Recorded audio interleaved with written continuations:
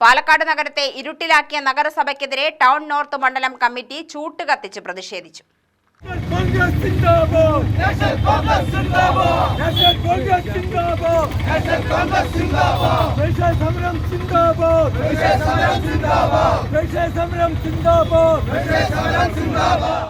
നഗരസഭാ ഭരണാധികാരികൾ നഗരപരിധിയിലുള്ള high mast mini mast ലൈറ്റുകൾ പരിപാലിക്കാതെ നഗരത്തെ ഇരുട്ടിലേക്ക് തള്ളിവിടുകയാണെന്ന് സമരക്കാർ ആരോപിച്ചു. 24 മണിക്കൂറും ജനങ്ങൾക്ക് വന്നിറങ്ങുന്ന പ്രധാന റെയിൽവേ സ്റ്റേഷനായ ഒലവക്കോട് ജംഗ്ഷൻ ഇരുട്ടിലാണ്. നിലവിൽ ഒലവക്കോട് ജംഗ്ഷനിൽ ഹൈമാസ്റ്റ് ലൈറ്റ് ഉണ്ടെങ്കിലും വർഷങ്ങളായി അത് പ്രകാശിക്കുന്നില്ല. ഇതിനെതിരെയാണ് മണ്ഡലം കോൺഗ്രസ് കമ്മിറ്റി പ്രതിഷേധ സമരം നടത്തിയത്.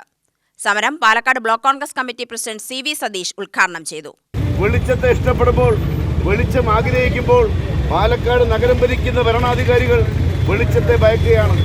നമുക്കറിയാം, തൊട്ടപ്പുറത്തുള്ള ഷോപ്പിംഗ് കോംപ്ലക്സ് കാലങ്ങളെത്രയും 22 കോടി രൂപ ചെലവഴിച്ച് ടെൻഡർ പോലും നൽകാതെ പണി കഴിച്ച് ഇപ്പോൾ അവിടെ സാമൂഹ്യ വിരുദ്ധരുടെ അഴിഞ്ഞാട്ടമാണ് നടക്കുന്നത്.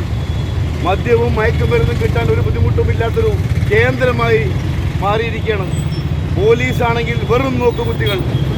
ഇങ്ങനെ നഗരത്തെ ഇരുട്ടിലാക്കുന്ന ഈ സമീപനത്തിനെതിരെ ശക്തമായ പ്രതിഷേധ സമരങ്ങൾ ഇനിയുള്ള ദിവസങ്ങളിലുണ്ടാവും. മണ്ഡലം പ്രസിഡന്റ് രമേശ് പുത്തൂർ അധ്യക്ഷത വഹിച്ചു. മഹിളാ കോൺഗ്രസ് ജില്ലാ secretary Radha Sivadas, Haridas Machingal, C Nikhil, KN Saheer, Sherif Rahman, Jalal Thangal എന്നിവർ പങ്കെടുത്തു.